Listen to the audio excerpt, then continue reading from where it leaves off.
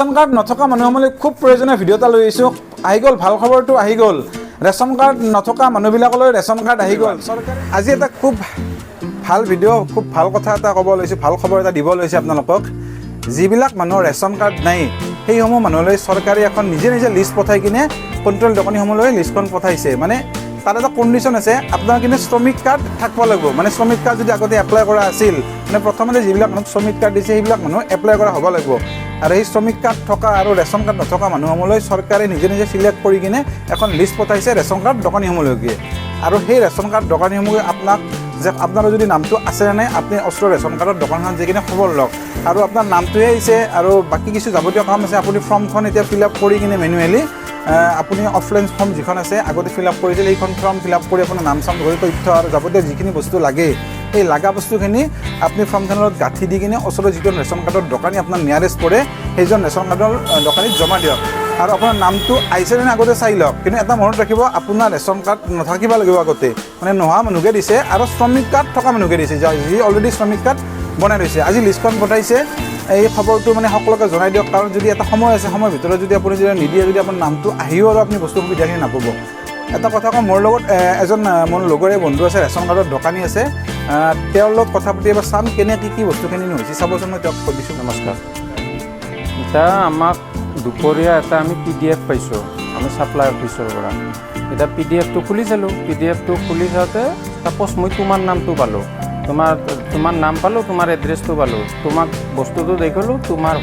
বস্তুটো হৈ কনফাৰ্ম হ'ল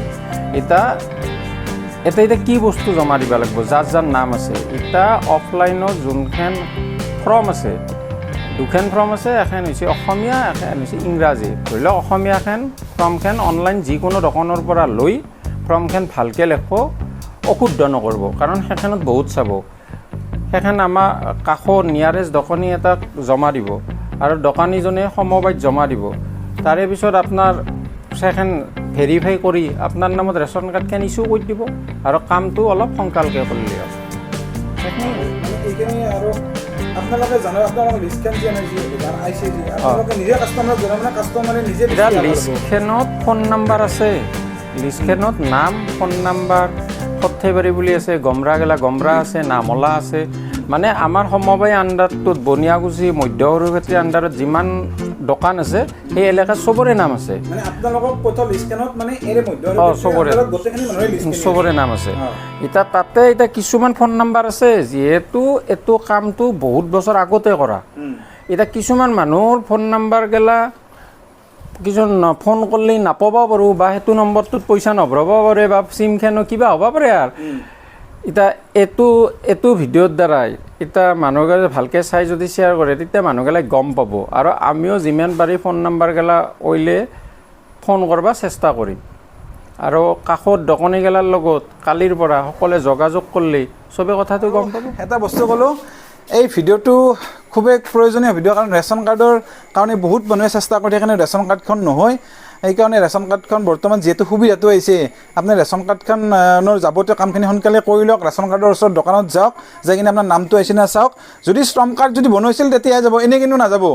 আপোনাৰ যদি ৰেচন কাৰ্ড নাই আৰু যদি শ্ৰম কাৰ্ড বনাইছিল তেতিয়াহে যাব আৰু আপোনালোকে ভিডিঅ'টো যিমান পাৰে শ্বেয়াৰ কৰি দিয়ক কাৰণ এই ভিডিঅ'টো বহুত মানুহৰে উপকাৰ হ'ব কাৰণ ৰেচন কাৰ্ডৰ কাৰণে বহুত মানুহে হাবাথুৰি খাই আছে ৰেচন কাৰ্ড নাছিলে মানুহবিলাকৰ ৰেচন কাৰ্ড এতিয়া আহিছে আপোনালোকে ভিডিঅ'টো যিমান পাৰে শ্বেয়াৰ কৰি দিয়ক কাৰণ মানুহবিলাকৰ লাভ হ'ব লাগিব আপোনালোকে ভিডিঅ'টো যিমান শ্বেয়াৰ কৰিব সিমান মানুহৰ ওচৰলৈকে যাব ভিডিঅ'টো আৰু সিমান মানুহৰ লাভ হ'ব বাৰু ধন্যবাদ